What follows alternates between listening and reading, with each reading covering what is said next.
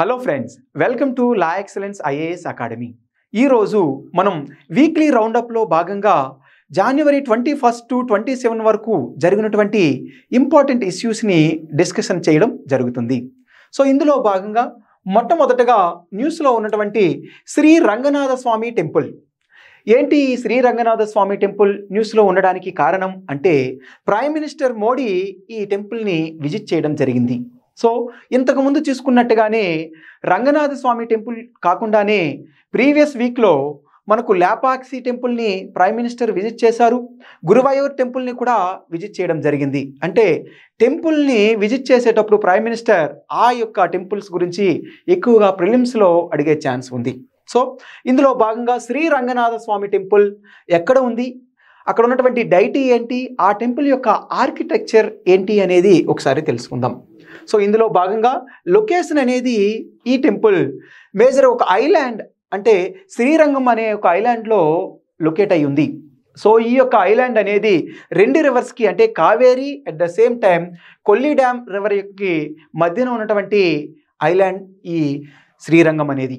So next one, ఇక్కడ ఈ temple అనేది లార్డ్ విష్ణుకి డెడికేట్ అయినటువంటి టెంపుల్. ఇంకా ఇక్కడ ఉన్నటువంటి ఆర్కిటెక్చర్ అంటే ఏ స్టైల్ కింది ఈ టెంపుల్ అనేది వస్తుంది అంటే మనకు సౌత్ ఇండియా అంటే ఆటోమేటిక్గా ద్రవిడియన్ ఆర్కిటెక్చరల్ స్టైల్.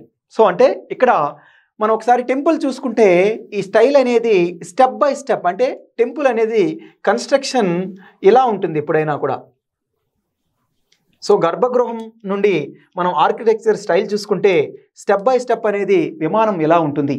సో మనకు నగరా స్టైల్ అంటే ఈ షేప్లో ఉంటుంది. సో టెంపుల్ అనేది గర్భగృహానికి మనకు సో ఇలా శిఖారా అనేది స్టైల్ ఉంటుంది సింపుల్గా మనం గుర్తుపెట్టుకోవడానికి. సో దెన్ ఇవి మేజర్ పాయింట్స్ మనం గుర్తుపెట్టుకోవాల్సిన అవసరం ఉంది. Next one, NASA's Mars helicopter Ingenuity న్యూస్లో ఉంది. ఏంటి అంటే ఈ యొక్క ఇంజెన్యూటీ అనే మిషన్ మనకు నాసా 2020లో పంపిస్తే మళ్ళీ మనకు రీసెంట్గా రీకనెక్ట్ అవ్వడం జరిగింది. అంటే డిస్కనెక్ట్ అయినటువంటి ఈ మిషన్ రీసెంట్గా రీకనెక్ట్ అయ్యి మళ్ళీ కూడా ఈ మిషన్ అనేది డిస్కనెక్ట్ అవ్వడం జరిగింది. సో అందుకనే ఈ యొక్క ఇంజెన్యూటీ అనేది న్యూస్లో ఉంది. సో ఇందులో భాగంగా అసలు ఈ మిషన్ యొక్క ముఖ్య ఉద్దేశం ఏంటి, ఎప్పుడు లాంచ్ చేశారు, ఏ మిషన్లో భాగంగా ఈ ఇంజెన్యూటీ అనేది వర్క్ అవుతుంది అనేది చూద్దాం. సో మొట్టమొదటిగా ఈ మిషన్ని నాసా పైన రీసెర్చ్ చేయడం కోసం పంపించినటువంటి మిషన్ 2020లో లాంచ్ చేస్తే 2021కి ఈ మిషన్ అనేది రీచ్ అవ్వడం జరిగింది. సో ఓవరాల్గా చూసుకుంటే ఈ మిషన్ అనేది పెర్సివరెన్స్ అనే రోవర్కి అటాచ్ అయి ఉంది. సో రోవర్ ఏంటి అంటే పెర్సివరెన్స్లో ఉన్నటువంటి రోవర్కి ఈ యొక్క ఇంజనీరిటీ అనే హెలికాప్టర్ని తీసుకువెళ్ళడం జరిగింది. సో ఓవరాల్గా మిషన్ అనేది సక్సెస్ఫుల్గా లాంచ్ చేసి పరిశోధనలు కూడా చేయడం జరిగింది. సో దీని ద్వారా మనకు మార్స్లో ఉన్నటువంటి సర్ఫేస్ని చదివి అక్కడ ఉన్నటువంటి కండిషన్స్ అన్నీ కూడా ఇక్కడ రీసెర్చ్ ద్వారా కొన్ని డాక్యుమెంట్ని తీసుకురావడం జరిగింది. సో ఓవరాల్గా చూస్తూ ఉంటే సో ఈ మిషన్ ద్వారా మనకు ఒక హిస్టరీ క్రియేట్ చేశారు. ఎందుకంటే ఇంతకుముందు రోవర్ వెళ్ళడం అనేది ఒక గ్రేట్ ఇష్యూ మార్స్ పైకి.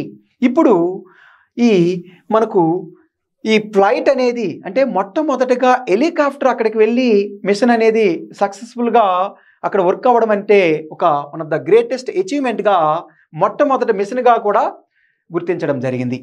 సో ఓవరాల్గా చూసుకుంటే ఈ మిషన్ ద్వారా మార్స్ అనేది రీసెంట్గా న్యూస్లో ఎక్కువగా ఉంది. అంటే మార్స్ పైన మూన్ పైన ఈసారి యూపీఎస్సీలో క్వశ్చన్ అడిగే అవకాశం ఉంది.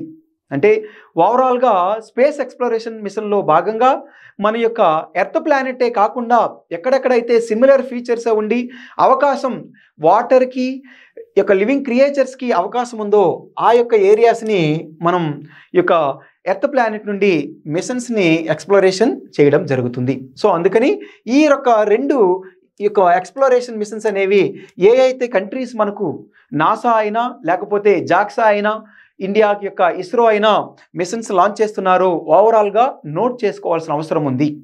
నేను అడిగే క్వశ్చన్ ఏంటి అంటే ఇక్కడ అదర్ దాన్ ఈ యొక్క పెర్సివరెన్స్ మిషన్ మన యొక్క మామ్ మిషన్ కాకుండా నాసా లాంటి పెద్ద పెద్ద ఏజెన్సీస్ ఇప్పటి వరకు మార్స్ పైకి లాంచ్ చేసినటువంటి మిషన్స్ ఏంటి, రోవర్స్ ఏంటి అనేది నేను అడిగే క్వశ్చన్. మీరు ఆన్సర్ చేయండి. Next one, migratory birds to volar lake. ఈ మైగ్రేటరీ బర్డ్స్ అనేవి మనకు ఈ వింటర్లో ఎక్కువగా మనకు భారతదేశానికి వస్తూ ఉంటాయి. ఎందుకు అంటే ఎక్స్ట్రీమ్ వింటర్స్ అనేవి యూరోప్లో ఉండడం వలన సో ఆటోమేటిక్గా ఈ బర్డ్స్ అన్నీ కూడా మన యొక్క ఇండియాలో ఉన్నటువంటి మేజర్ లేక్స్ దగ్గరకు, మేజర్ నేషనల్ పార్క్స్ దగ్గరికి వస్తూ ఉంటాయి. సో ఇందులో భాగంగా మనకు ఓలార్ లేక్లో దగ్గరగా 4 లక్షల మైగ్రేటరీ బర్డ్స్ రావడం జరిగింది. సో అందుకనే న్యూస్లో ఉంది. అసలు ఏంటి ఈ యొక్క ఓలార్ లేక్ అనేది ప్రత్యేకత ఏంటి, ఓలార్ లేక్ ఎక్కడ ఉంది అనేది ఒకసారి చూసుకుంటే, ఓలార్ లేక్ అనేది మనకు ఇక్కడ ఉన్నటువంటి జమ్మూ కాశ్మీర్లో ఉన్నటువంటి లేక్. సో ఈ లేక్ అనేది ప్రత్యేకత ఏంటి అంటే మన ఇండియాకే కాకుండా ఏషియాలో ఉన్నటువంటి largest fresh water lake. Okay, so ఇదే కాకుండా మనకి ఎగ్జామ్లో అడిగే క్వశ్చన్ ఏంటి అంటే ఇక్కడికి వస్తున్నటువంటి కొన్ని స్పెషలైజ్డ్ బర్డ్స్ ఏమైనా ఉన్నాయా అనేది ఎగ్జామ్కి అడిగే ఛాన్స్ ఉంది. ఫర్ ఎగ్జాంపుల్ లైక్ ఇక్కడ చూసుకుంటే falcated duck, ornate grebe, western reef heron, smooth duck ఇలాంటి కొత్త కొత్త బర్డ్స్ కూడా ఈ మధ్య ఈ ఓలార్ లేక్ దగ్గరికి రావడం జరుగుతుంది. సో అందుకని మనం గుర్తుపెట్టుకునేటప్పుడు ఓలార్ లేక్ అనేది ఏ యొక్క స్టేట్ అండ్ యూనియన్ టెరిటరీలో ఉంది, అట్ ద సేమ్ టైం ఆ ఓలార్ లేక్ యొక్క ప్రత్యేకతలు కూడా తెలుసుకోవాలి. ఎందుకంటే ఓలార్ లేక్ అనేది ఒక రామ్సార్ సైట్. ఇక్కడ ఎక్కువగా బర్డ్స్ రావడం ద్వారా వెరైటీ మీన్స్ రిచ్ డైవర్సిటీకి ఎక్కువగా పేరుగాంచింది. ఇంకా నేను అడిగే క్వశ్చన్ ఏంటి అంటే ఆంధ్రప్రదేశ్లో ఇలాంటి ఒక మేజర్ ఫ్రెష్ వాటర్ లేక్ ఉంది. ఈ యొక్క ఆంధ్రప్రదేశ్లో కూడా ఈ ఫ్రెష్ వాటర్ లేక్ దగ్గరికి మైగ్రేటరీ బర్డ్స్ ఎక్కువగా వస్తూ ఉంటాయి. ఏ మైగ్రేటరీ బర్డ్స్ అనేవి మన ఆంధ్రప్రదేశ్లో ఉన్నటువంటి ఫ్రెష్ వాటర్ లేక్కి వస్తూ ఉన్నాయో మీరు ఒకసారి ఆన్సర్ చేయండి. Next one, great Indian bustard recently in news. ఎందుకు ఈ యొక్క గ్రేట్ ఇండియన్ బస్టర్డ్ అనేది న్యూస్లో ఉంది? బట్టమేకల పక్షి అంటాం తెలుగులో. సో ఈ యొక్క గ్రేట్ ఇండియన్ బస్టర్డ్ అనేది ఎందుకు న్యూస్లో ఉందంటే సుప్రీంకోర్ట్ ఆఫ్ ఇండియా అనేది సెంట్రల్ గవర్నమెంట్కి కన్జర్వ్ చేయాలి. మీరు చేసినటువంటి ప్లాన్ ఏంటి కన్జర్వ్ చేయడానికి, రక్షించడం కోసం.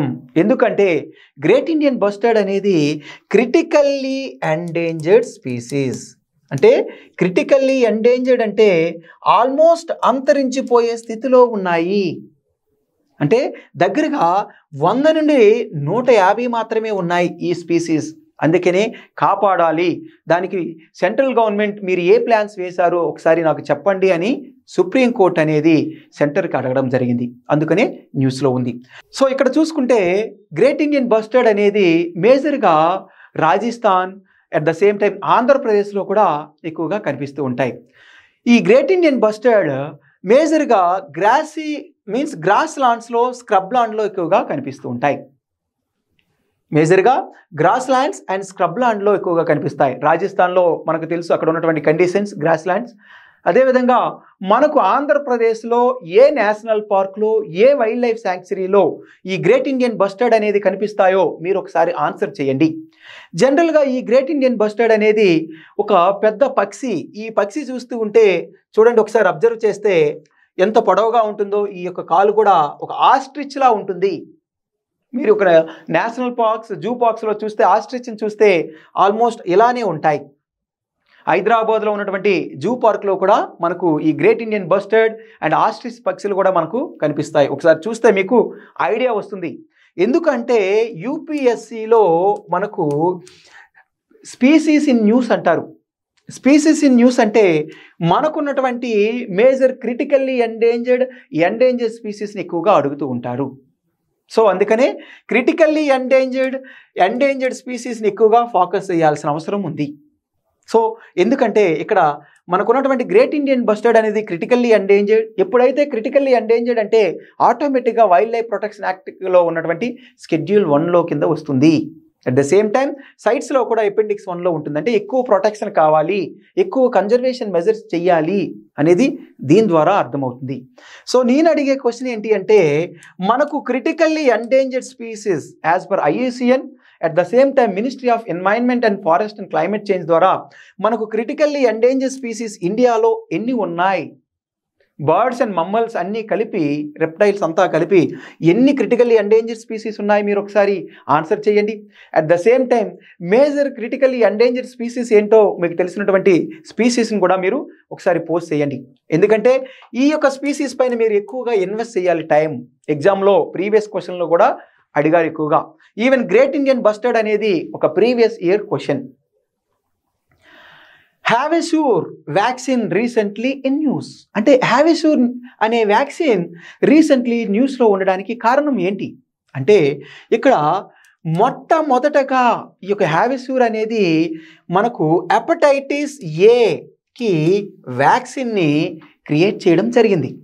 అంటే అసలు ఏంటి ఈ యొక్క హెపటైటిస్ ఏ అనేది, అసలు హెపటైటిస్ డిసీజ్ అంటే ఏంటి, హెపటైటిస్ డిసీజ్ అనేది దేని ద్వారా సంక్రమిస్తుంది, ఇది వైరల్ డిసీజా బ్యాక్టీరియల్ డిసీజా అనేది తెలుసుకోవాలి.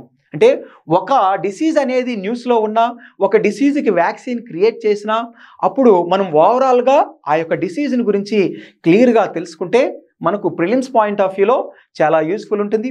అట్ ద సేమ్ టైం మనకు మెయిన్స్లో కూడా మనకు మేజర్ డిసీజ్ బర్డెన్ అనేది ఇండియాలో ఏ డిసీజ్ ద్వారా ఎక్కువగా ఉంది అనేటప్పుడు కూడా మనం ఈ యొక్క వ్యాక్సిన్ గురించి ప్రాముఖ్యత గురించి కూడా మనం రాసుకోవాల్సిన అవసరం ఉంటుంది. ఇక్కడ చూసుకుంటే మొట్టమొదటిగా ఈ వ్యాక్సిన్ అనేది మనకు IIL means Indian immunological limited అనేది లాంచ్ చేశారు. సో ఓవరాల్గా మనం చూసుకుంటే ఈ యొక్క వ్యాక్సిన్ ద్వారా మనకు ఎన్నో లక్షల కోట్ల మెంబర్స్ని మనం కాపాడుకోవడానికి వీలవుతుంది. సో ఓవరాల్గా మనం చూసుకుంటే ఇందులో ఉన్నటువంటి ప్రత్యేకత గురించి ఒకసారి చూద్దాం. జనరల్లీ మనకి ఈ వ్యాక్సిన్ని హైదరాబాద్లోనే మనకి, ఎందుకంటే ఎక్కువగా ఫార్మాస్యూటికల్ హబ్ అవ్వడం ద్వారా వ్యాక్సిన్ అనేది ఇక్కడ హైదరాబాద్లోనే తయారైంది. సో ఇప్పుడు ఈ యొక్క వ్యాక్సిన్లో మేజర్గా హెపటైటిస్ ఏకి ఈ వ్యాక్సిన్ అనేది, సో దీని ద్వారా 2 డోసెస్ మనం వేస్తే ఆటోమేటిక్గా ఈ వ్యాక్సిన్ ద్వారా ఈ డిసీజ్ని అరికట్టవచ్చు. సో ఓవరాల్గా వ్యాక్సిన్ గురించి తెలిసింది. అసలు ఏంటి ఈ యొక్క హెపటైటిస్ ఏ అంటే అనేది మనం తెలుసుకోవాలి.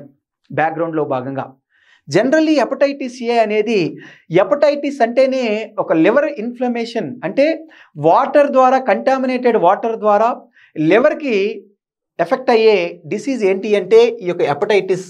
జనరల్గా మనం తెలుగులో చూసుకుంటే పచ్చకామెర్లు అంటారు.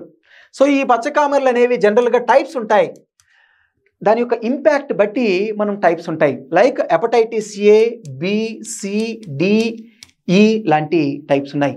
ఇందులో మేజర్గా మనం చూసుకుంటే హెపటైటిస్ సి అనేది ఎక్కువగా ఫ్యాటల్ డిసీజ్.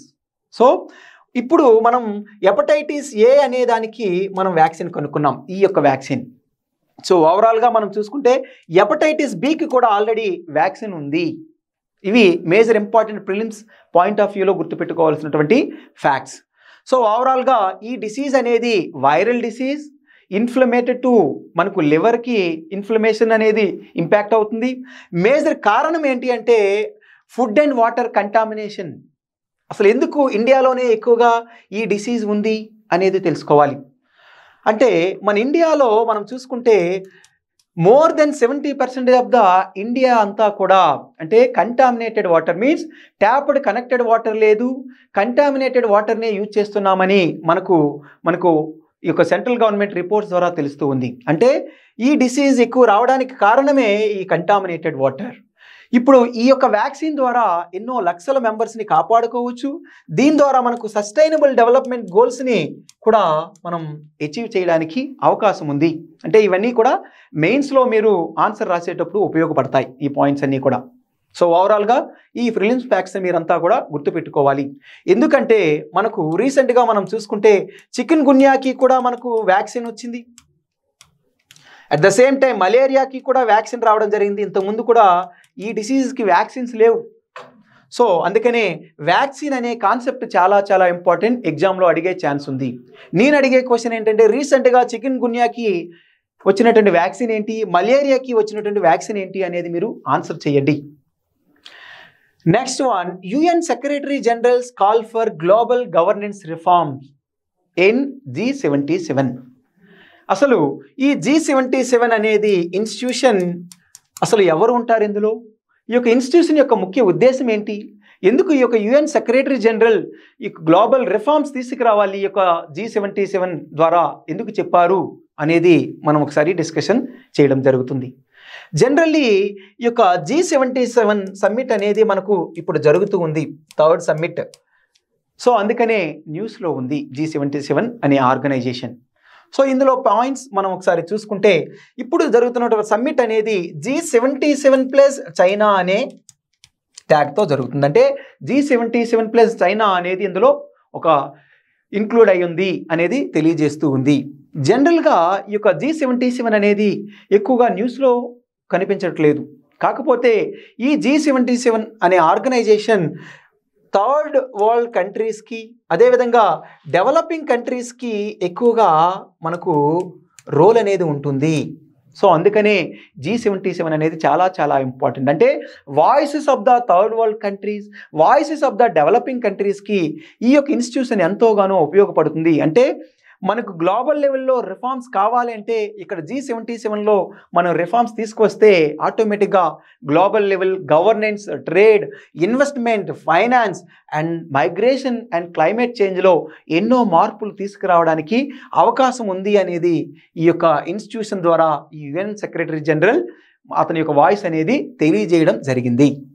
జనరల్లీ ఈ యొక్క ఇన్స్టిట్యూషన్లో మనం బ్యాక్గ్రౌండ్ చూసుకుంటే 1964లో ఈ యొక్క ఇన్స్టిట్యూషన్ ఎస్టాబ్లిష్ అయింది. ఈ గ్రూప్ ఇండియా అనేది ఇనిషియల్ నుండి మెంబర్గా ఉంటుంది. జనరల్గా ఈ యొక్క మొట్టమొదటిగా ఫస్ట్ అంక్టాడ్ సెషన్లో జెనీవాలో భాగంగా ఈ యొక్క ఇన్స్టిట్యూషన్ అనేది ఎస్టాబ్లిష్ అనేది అవ్వడం జరిగింది. ఇనిషియల్గా చూస్తుంటే G77 అంటే 77 మెంబర్ కంట్రీస్గా ఉండేవారు. ఇప్పుడు దగ్గరగా 130 కంట్రీస్ అనేది మెంబర్గా ఉంటున్నారు. సో ఇది మేజర్ ఇంపార్టెంట్ ఫ్యాక్ట్స్ అనేది గుర్తుపెట్టుకోవాల్సినటువంటి, ఎందుకంటే ఇక 21-22 జనవరి 2024లో ఈ సమ్మిట్ అనేది జరిగింది, అందుకనే న్యూస్లో ఉంది. సో ఓవరాల్గా ఇలాంటి ఏవైతే మేజర్ ఇన్స్టిట్యూషన్స్ అనేవి కనుమరుగుతూ అవుతూ ఉన్నాయి, అలాంటి ఇన్స్టిట్యూషన్స్ గురించి మల్టీపోలార్ వరల్డ్ కోసం పాటుపడుతున్నటువంటి ఇన్స్టిట్యూషన్స్ అన్నీ కూడా మెయిన్స్లో అడిగే ఛాన్స్ ఉంది. అంటే మల్టీపోలార్ వరల్డ్ అనేది ఇండియా యొక్క లక్ష్యం. ఇండియా అనేది మేజర్ మల్టీపోలార్ వరల్డ్ అనే ఇన్స్టిట్యూషన్లో భాగంగా ఉంటుంది. బైపోలార్ వరల్డ్ నుండి మల్టీపోలార్ వరల్డ్ అనే ప్లాట్ఫామ్ని క్రియేట్ చేసుకోవాలన్నటువంటి ఇండియా యొక్క లక్ష్యాన్ని ఎలా ఇండియా అనేది పుష్ చేస్తూ ఉందో ఈ ఇన్స్టిట్యూషన్ ద్వారా మీరు ఆన్సర్ని రాయాల్సిన అవసరం ఉంటుంది. ప్రధానమంత్రి సూర్యోదయ యోజన రీసెంట్లీ ఇన్ న్యూస్. ఈ ప్రధానమంత్రి సూర్యోదయ యోజన అనేది రీసెంట్గా ఇక ప్రైమ్ మినిస్టర్ మోడీ ఈ యొక్క రామ మందిరం ఇక ఇనాగరేషన్ తర్వాత ఈ స్కీమ్ అనేది లాంచ్ చేయడం జరిగింది. అసలు ఏంటి ఈ ప్రధానమంత్రి సూర్యోదయ అంటే? సూర్యోదయ అంటేనే సోలార్ రిలేటెడ్ అనేది అర్థమవుతుంది. అంటే సోలార్ రిలేటెడ్ ఎందుకు అంటే మన ఇండియాలో సోలార్ ఎనర్జీ అనేది చాలా ఎక్కువగా ఉంది. అంటే పొటెన్షియల్ ఫర్ సోలార్ ఎనర్జీ అనేది ఇండియాకి చాలా ఎక్కువగా ఉంది. ఎందుకంటే దగ్గరగా 350+ డేస్ ఒక ఇయర్లో సన్నీ డేస్ అనేది మన ఇండియాకి ఉంటుంది. అంటే క్యాప్చర్ చేసుకోవడానికి అవకాశం ఎక్కువగా ఉంది ఈ యొక్క సన్ నుండి మన ఇండియాకి. సో అందుకనే మనం సోలార్ పైన ఎక్కువగా ఫోకస్ చేయడం జరిగింది. సో ఇందులో భాగంగా ఈ ట్రాపికల్ కంట్రీలో భాగంగా మనం ఆల్రెడీ ఇంటర్నేషనల్ సోలార్ అలయన్స్ని మనం ఎస్టాబ్లిష్ చేసాం. ఓకే, ఇప్పుడు ఈ పథకం గురించి ఒకసారి చూద్దాం. ఈ పథకం యొక్క ముఖ్య ఉద్దేశం ఏంటి, అసలు టార్గెట్స్ ఎలా ఉన్నాయి అనేది చూద్దాం. సో ఓవరాల్గా మనం చూసుకుంటే ప్రధానమంత్రి సూర్యోదయ యోజన ద్వారా దగ్గరగా రూప్ టాప్ సిస్టాన్ని means to install solar roof top అని చెప్పి దగ్గరగా 1 crore హౌసెస్ పైన క్రియేట్ చేయాలి అనేది ముఖ్య ఉద్దేశం. సో ఇలా రూప్ టాప్ అంటే ఏంటి, అసలు రూప్ టాప్ సోలార్ సిస్టమ్ ద్వారా ఉపయోగాలు ఏంటి అని చూస్తే, అంటే 1 crore హౌసెస్ అంటే ఇంటి పైన ఖాళీగానే ఉంటుంది, ఇక్కడ సోలార్ని క్రియేట్ చేస్తే ప్యానెల్స్ని, దీని ద్వారా ఉపయోగం ఏంటి అంటే సోలార్ ఎనర్జీని క్రియేట్ చేస్తే పవర్ బిల్స్ అనేవి తగ్గుతాయి. At the same time individual house ద్వారా గ్రిడ్ కనెక్షన్కి ఒక్కసారి మనం ఈ పవర్ని గ్రిడ్ కనెక్షన్కి ఇస్తే ఆటోమేటిక్గా ఎక్స్ట్రా పవర్ ఏదైతే జనరేట్ అవుతుందో ఆ పవర్ని అమ్ముకోవడానికి కూడా ఉపయోగపడుతుంది. సో ఇది ఈ యొక్క రూప్ టాప్ సోలార్ ప్రోగ్రామ్ యొక్క ముఖ్య ఉద్దేశం. ఇందులో భాగంగానే ఈ దగ్గరగా 1,00,000 హౌస్లకి ఈ గ్రిడ్ కనెక్ట్ ఇచ్చినటువంటి roof top solar program develop చేయాలనేది గవర్నమెంట్ యొక్క ముఖ్య ఉద్దేశం. జనరల్గా ఆల్రెడీ ఈ ప్రోగ్రామ్ అనేది మనకు ముందుగానే లాంచ్ చేశారు. ఏంటి ఈ ప్రోగ్రామ్? ప్రీవియస్గానే మనకు ఈ ప్రోగ్రామ్ ఉంది, roof top grid connected solar program. ప్రీవియస్గా ఉన్నటువంటి ఈ ప్రోగ్రామ్ 2014లో లాంచ్ చేశారు. ఆల్రెడీ మనం దగ్గరగా 11 గిగావాట్స్ని గ్రిడ్ కనెక్టెడ్ ద్వారా ఇవ్వడం జరిగింది. ఇప్పుడు ఫేజ్ 2 ఆల్రెడీ స్టార్ట్ అయింది 2019లో. దీని ద్వారా మనం ఇంకా ఎక్కువ హౌసెస్కి రూప్ టాప్కి కనెక్ట్ చేయడం ద్వారా మనకు ఎన్నో ఉపయోగాలు ఉన్నాయి. దీని ద్వారా సస్టైనబుల్ డెవలప్మెంట్ గోల్స్నే కాకుండా దీని ద్వారా గ్రీన్ హౌస్ గ్యాసెస్ ఎమిషన్స్ని కూడా తగ్గించడానికి ఎంతోగానో తోడ్పడుతుంది అనేది ఈ పథకం యొక్క ముఖ్య ఉద్దేశం. ఓవరాల్గా మనకు రెన్యూబుల్ ఎనర్జీ అంటేనే ఏ మినిస్ట్రీ ఇంప్లిమెంటేషన్ చేస్తుంది అంటే ministry of new and renewable ఎనర్జీని గుర్తుపెట్టుకోవాల్సిన అవసరం ఉంది. ఇవి major important points related to ఈ ప్రధానమంత్రి సూర్యోదయ యోజన. ఈ సూర్యోదయ యోజనలో కింద ఉన్నటువంటి ప్రీవియస్ స్కీమ్ని కూడా మనం గుర్తుపెట్టుకోవాలి. సోలార్ రూప్ టాప్ ప్రోగ్రామ్ ఇవన్నీ కూడా మెర్జ్ చేసి ఇందులో ఇప్పుడు వర్క్ అవుతూ ఉన్నాయి. Next one, smart lander for investigating moon. మీకు ఆల్రెడీ చెప్పాను, అంటే మూన్ అండ్ మార్స్ ఈ రెండింటిపైన ఈ 2023లో ఎక్కువగా ఫోకస్ అనేది జరిగింది. అట్ ద సేమ్ టైం మనం ఆదిత్య L1 ద్వారా సన్ పైన కూడా ఎక్కువగా ఫోకస్ జరిగింది. అందుకనే ఈ 3 ఏరియాస్ పైన ఎక్కువగా మీరు క్షుణ్ణంగా చదవాల్సిన అవసరం ఉంది. యూపీఎస్సీలో అంటే కొంచెం సగం సగం కాకుండా ఇన్ డెప్త్ ఈ యొక్క ఏరియాస్ పైన మీరు చేయాల్సిన అవసరం ఉంది. సో దెన్ ఇప్పుడు మనం ఒకసారి కాన్సెప్ట్లోకి వెళ్దాం. స్లిమ్, ఈ యొక్క స్లిమ్ అనే మిషన్ మనకు జాక్సా, ఈ స్లిమ్ అనే మిషన్ని జాక్సా మీన్స్ యొక్క జపాన్ యొక్క స్పేస్ ఏజెన్సీ లాంచ్ చేయడం జరిగింది. సో ఈ మిషన్ రీసెంట్గా సక్సెస్ అవ్వడం ద్వారా న్యూస్లో ఉంది. అంటే మూన్ పైన వెళ్ళినటువంటి సాఫ్ట్ ల్యాండింగ్ అయినటువంటి 5వ కంట్రీగా ఈ జపాన్ అనేది రీచ్ అవ్వడం అయ్యింది.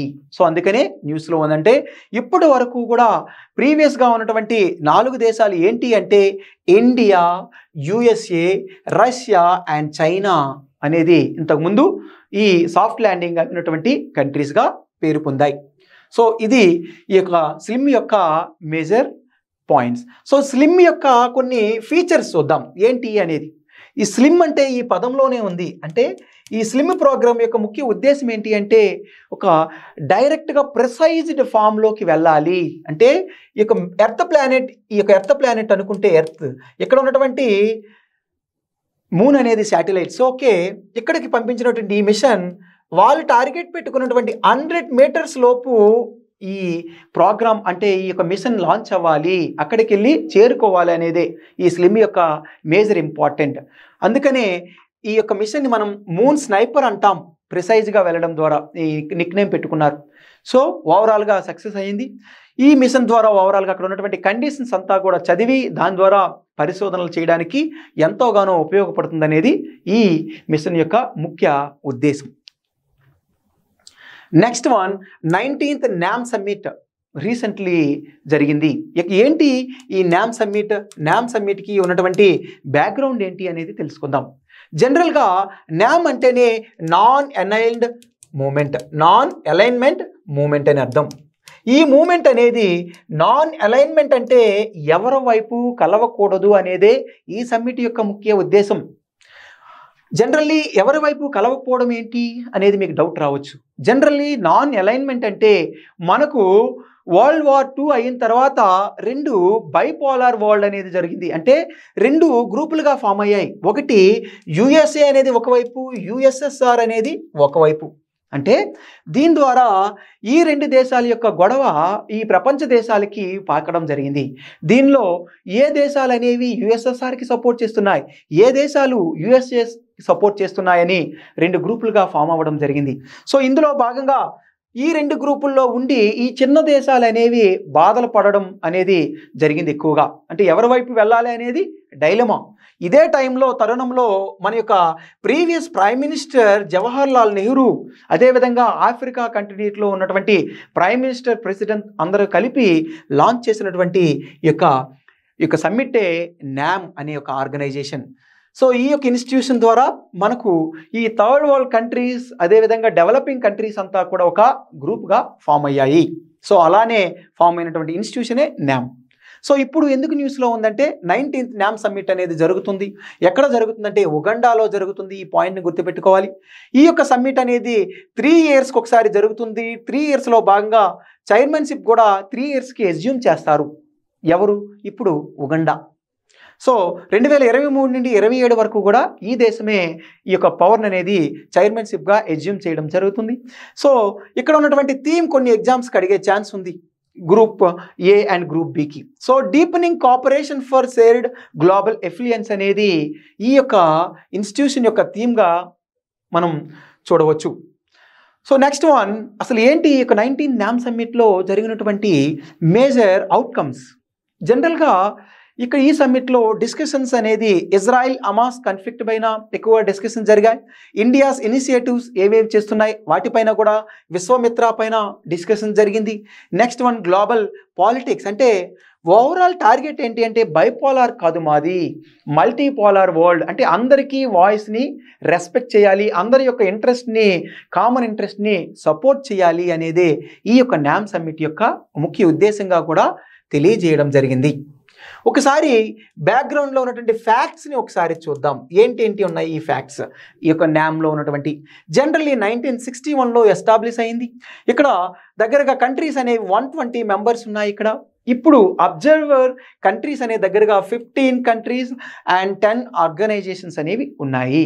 సో ఎయిమ్ అనేది ఆల్రెడీ చెప్పాను. జనరల్లీ ఈ 3 yearsకి ఒకసారి ఈ యొక్క సమ్మిట్ అనేది జరుగుతూ ఉంది. కాకపోతే రీసెంట్ టైమ్స్లో ఈ యొక్క నామ్ యొక్క పర్పస్ అనేది చాలా తగ్గుతూ ఉంది. కాకపోతే మనకు ఉన్నటువంటి ప్రైమ్ మినిస్టర్ కాకుండా ఎక్స్టర్నల్ అఫైర్స్ మినిస్టర్ ఈ యొక్క సమ్మిట్కి అటెండ్ అవ్వడం జరిగింది. ఇవి major important points. Next one, professor Vijaya Raghavan committee on DRDO on news.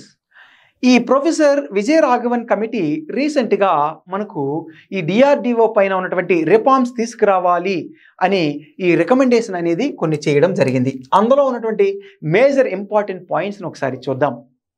So DRDO పైన రిఫార్మ్స్ తీసుకురావడం కోసం డిఫెన్స్ మినిస్ట్రీ వేసినటువంటి కమిటీనే K. విజయరాఘవన్ కమిటీ మొట్టమొదట. సో ఇక్కడ మనం చూసుకుంటే ఏమి రికమెండేషన్ చేశారు అంటే, చూసుకుంటే creation of defence technology council, ఇది ఎక్కువగా గుర్తుపెట్టుకోవాలి. మీన్స్ డిఫెన్స్ టెక్నాలజీ కౌన్సిల్ని ఎస్టాబ్లిష్ చేయాలి.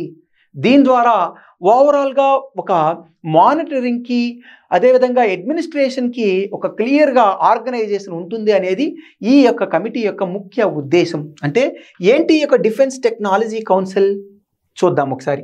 జనరల్గా ప్రైమ్ మినిస్టర్ అనేది ప్రెసిడెంట్గా ఉండాలి, మీన్స్ అధ్యక్షుడిగా ఉండాలి.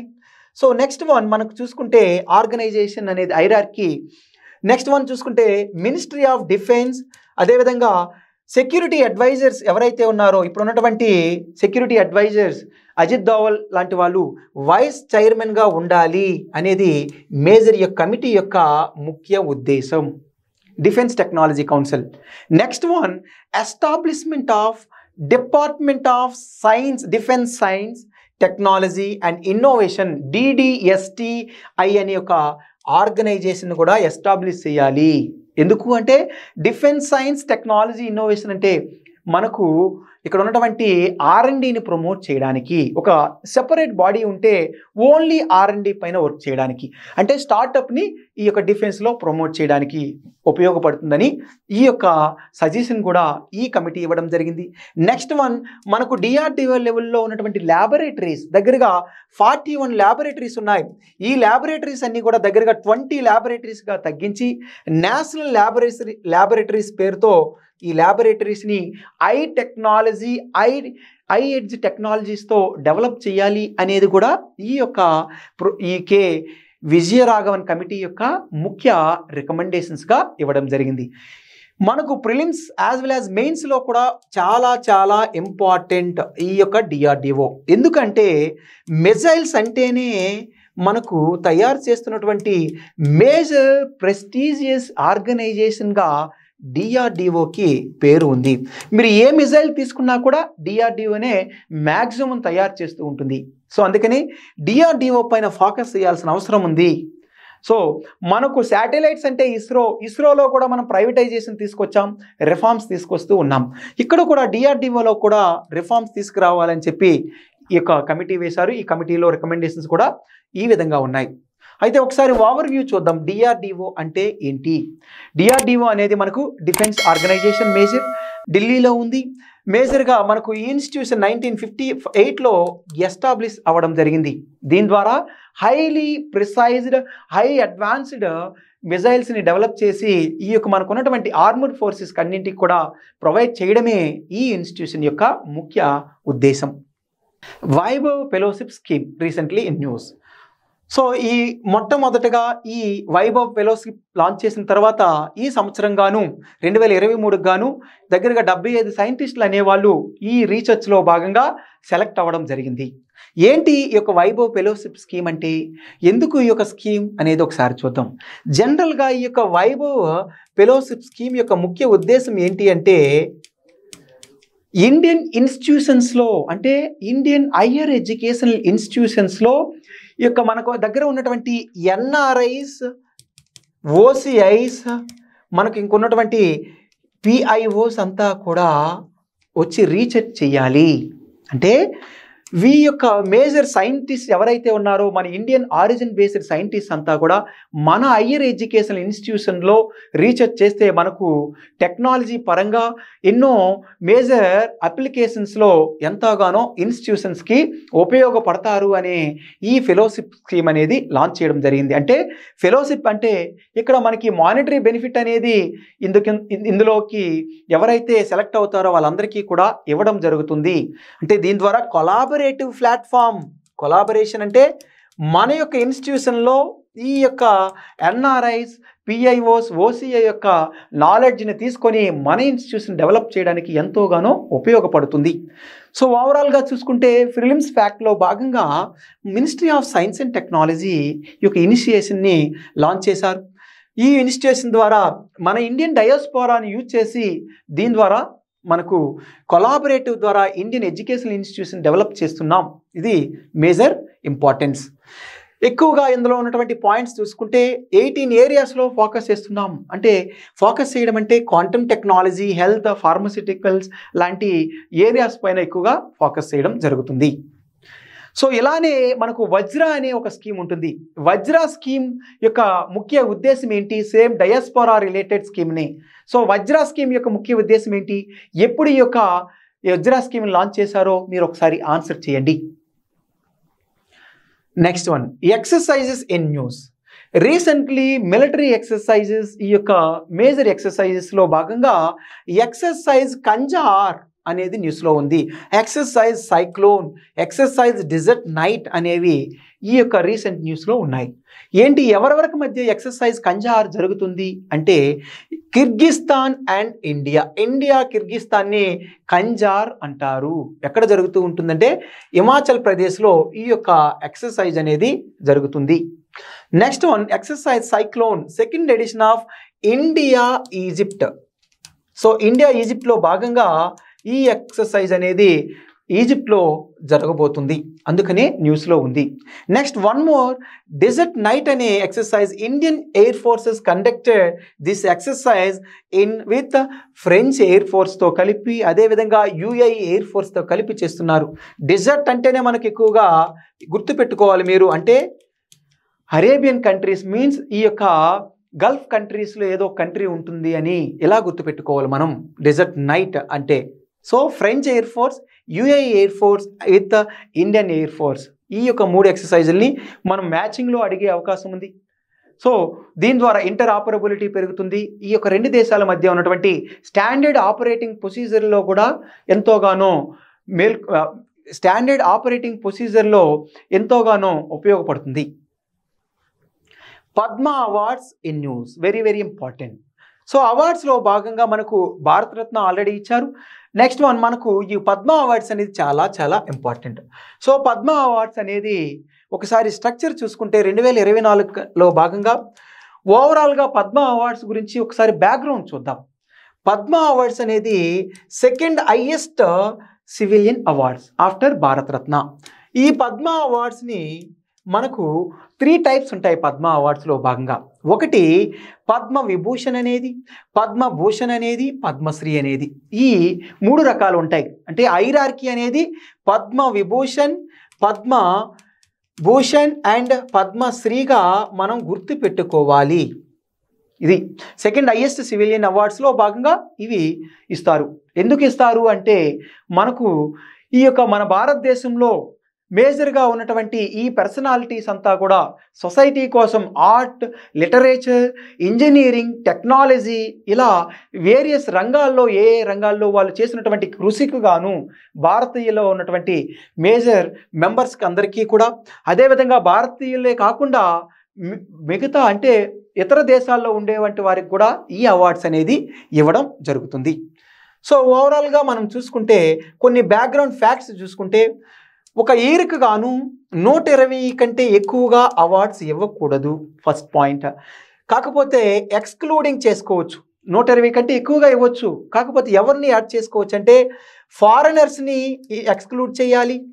నెక్స్ట్ వన్ మనకు పోస్టమస్ అంటే చనిపోయిన వాళ్ళని కూడా లెక్క చేయకూడదు. 120 అంటే ఎక్స్క్లూడింగ్ అనేది ఫారినర్ని పోస్టమస్ని తీసేస్తే ఈ 120 కంటే ఎక్కువగా ఉండకూడదు అనేది. అసలు ఎవరిస్తారు, అసలు ఎవరిని ఈ మెంబర్స్ని మనకు కన్సిడర్ చేసేది అనేది కూడా ఎగ్జామ్లో గుర్తుపెట్టుకోవాలి. బ్యాక్గ్రౌండ్ తెలిసిన తర్వాత 2024లో ఎవరెవరికి వచ్చాయి ఏంటి అనేది చూద్దాం. సో ఈ యొక్క అవార్డ్స్కి ఒక కమిటీ ఉంటుంది. ఈ committee headed by prime minister. గుర్తుపెట్టుకోండి, ప్రైమ్ మినిస్టర్ అంటే మనం ఏదైనా ఒక ఎడ్యుకేషన్లో కానీ మెడిసిన్లో కానీ మనం మంచి సర్వీస్ ఇచ్చామంటే మనం అప్లై చేసుకోవచ్చు. ఈ అప్లై చేసినటువంటి మన అప్లికేషన్ ఈ యొక్క ప్రైమ్ మినిస్టర్ హెడ్ చేసినటువంటి కమిటీకి వెళ్తూ ఉంది. ఈ కమిటీ అనేది ఫైనల్గా రిఫర్ చేసి ఒక మెంబర్స్ని ఇస్తారు. ఫైనల్గా దీని ద్వారా ఈ రిపబ్లిక్ డే రోజున ఈ లిస్ట్ అనేది అనౌన్స్ చేయడం జరిగింది. సో జరుగుతూ ఉంటుంది. అయితే అవార్డు అనేది ఇచ్చేవాళ్ళు మాత్రం ప్రెసిడెంట్ అనేది గుర్తుపెట్టుకోవాలి. ఈ యొక్క సెరిమనీని మార్చ్ అండ్ ఏప్రిల్ టైంలో ఈ సెరిమనీ సెలబ్రేట్ చేసి అవార్డు అనేది రాష్ట్రపతి చేతుల మీదుగా ఇస్తారు. ఇవి major important facts related to Padma awards. ఈ అవార్డ్స్ అనేది 1954 నుండి ఈ అవార్డ్స్ అనేది ఇవ్వడం జరుగుతూ ఉంది. ఇవి మేజర్ ఇంపార్టెంట్ ఫ్యాక్ట్స్. అయితే ఈ ఫ్యాక్ట్లో భాగంగా 2024లో మనం చూసుకుంటే 132 అంటే 132 అవార్డ్స్ అనేవి 2024లో ఇచ్చారు. ఇందులో భాగంగా పద్మ విభూషణ్ ఎన్ని, పద్మభూషణ్ ఎన్ని, పద్మశ్రీ ఎన్ని అనేది ఒకసారి చూసుకోవాలి. పద్మ విభూషణ్ అనేది 5, పద్మభూషణ్ అనేది 17 అండ్ 110 అనేది పద్మశ్రీ అవార్డ్స్. ఓవరాల్గా 132 అవార్డ్స్. సో ఎక్కువగా మనం చూసుకుంటే ఇందులో కొన్ని స్పెషల్ మెన్షన్స్లో భాగంగా ఉమెన్కి దగ్గరగా 30 మెంబర్స్కి వచ్చాయి ఈ అవార్డ్స్. మనకు NRI foreigners means NRIs, PIOs and ఓసిఐస్లో భాగంగా 8 మెంబర్స్కి రావడం జరిగింది. Next one posthumous award means already చనిపోయినటువంటి వాళ్ళకి దగ్గరగా 9 మెంబర్స్కి ఈ అవార్డు అనేది ఇవ్వడం జరిగింది. ఇవి major important facts related to Padma awards. జనరల్గా పద్మ అవార్డ్స్ అనేది టైటిల్స్ కింద రావు. ఇవి దేశంలో చేసినటువంటి సివిలియన్స్కి ఇచ్చినటువంటి అవార్డ్స్ అనేది దీని ద్వారా గుర్తుపెట్టుకోవాలి. అట్ ద సేమ్ టైం మనకు రాజ్యాంగంలో ఉన్నటువంటి ఆర్టికల్ 18(1) ప్రకారం వీటిని టైటిల్స్ కింద యూజ్ చేయకూడదు, ప్రిఫిక్స్ అండ్ సఫిక్స్గా కూడా యూజ్ చేయకూడదని చెప్పి క్లియర్గా మెన్షన్ చేయడం జరిగింది. మనం గుర్తుపెట్టుకునేటప్పుడు అవార్డ్స్లో భాగంగా పద్మ విభూషణ్ గుర్తుపెట్టుకోవాలి. ఎందుకంటే మిగతా అవార్డ్స్ అన్నీ కూడా గుర్తుపెట్టుకోవడం చాలా కష్టం. ఓకే, ఈ పద్మ అవార్డ్స్లో భాగంగా 5 మెంబర్సే ఉన్నారు కనుక గుర్తుపెట్టుకోవాలి. సో మొట్టమొదటిగా మిస్సెస్ వైజయంతమాలా బాలి అనే ఆమె హార్ట్లో భాగంగా ఈ అవార్డు రావడం జరిగింది. సో ఓవరాల్గా ఈ పద్మ విభూషణ్లో భాగంగా దగ్గరగా 5 అవుట్ ఆఫ్ 5 మెంబర్లో 3 మెంబర్స్ అనేవాళ్ళు హార్ట్కి చెందినటువంటి వాళ్ళు. సో ఈ మూవీస్లో కానీ ఎంటర్టైన్మెంట్లో కానీ కల్చర్ రిలేటెడ్లో భాగంగా 5 మెంబర్స్లో భాగంగా 3 మెంబర్స్కి వచ్చింది. మొట్టమొదట ఆమె ఈ Vyjayanthimala Bali. Next one, second one Konidela Chiranjeevi, అందరికీ తెలిసినటువంటి వ్యక్తి. మెగాస్టార్ చిరంజీవి గారికి ఈ యొక్క అవార్డు అనేది ఆర్ట్లో భాగంగా ఆంధ్రప్రదేశ్ చెందినటువంటి వ్యక్తికి వచ్చింది. నెక్స్ట్ వన్ మనకు చూసుకుంటే హార్ట్లో భాగంగా Mrs Padma Subrahmanyam, art from Tamil Nadu. అంటే తమిళనాడు 2 మెంబర్స్కి ఆర్ట్. మనకు తెలుగులో భాగంగా చిరంజీవి గారికి వచ్చింది Andhra Pradesh. Next one Shri M Venkaiah Naidu గారికి పబ్లిక్ అఫైర్స్లో భాగంగా ఈ అవార్డ్స్ని ఆంధ్రప్రదేశ్కి ఇవ్వడం జరిగింది. So next one more member Shri Bindeshwar Pathak పోస్టమస్గా ఇచ్చారు, సోషల్ వర్క్ ఫ్రమ్ బీహార్. ఈజీగా గుర్తుపెట్టుకోవచ్చు. 2+2+1 అంటే 2 అంటే Telugu people, 2 from Andhra Pradesh, 2 members from Tamil Nadu, that too art, and 1 member from here Bihar, that too posthumous Sri Bindeswar Pathak. ఇలా ఈ పాయింట్స్ని మనం గుర్తుపెట్టుకోవాల్సిన అవసరం ఉంది. Zombie viruses recently in news. ఈ జాంబీ వైరసెస్ న్యూస్లో ఉండడానికి కారణం ఆర్కిటిక్స్ యొక్క ఉన్నటువంటి ఆర్కిటిక్ ఖండంలో మెల్టింగ్ అనేది జరుగుతుంది. దీని ద్వారా ఐస్ అనేది కరిగిపోవడం ద్వారా అక్కడ ఉన్నటువంటి వేల సంవత్సరాల క్రితం ఈ ఐస్లో ఉండిపోయినటువంటి వైరసెస్ ఇప్పుడు బయటికి వస్తున్నాయి. ఈ యొక్క వైరసెస్ని మనం జాంబీ వైరసెస్ అంటాం. ఈ వైరసెస్ అనే ఎఫెక్ట్ ద్వారా మనకి మానవాళికి ముప్పు ఉంది అనేది ఈ న్యూస్ ద్వారా మనకు తెలియజేయడం జరిగింది. సో ఇవి zombie viruses is related to అని అడిగే ఛాన్స్ ఉంది కనుక ఎగ్జామ్లో గుర్తుపెట్టుకోవాల్సిన అవసరం ఉంది. Okay friends, thank you so much.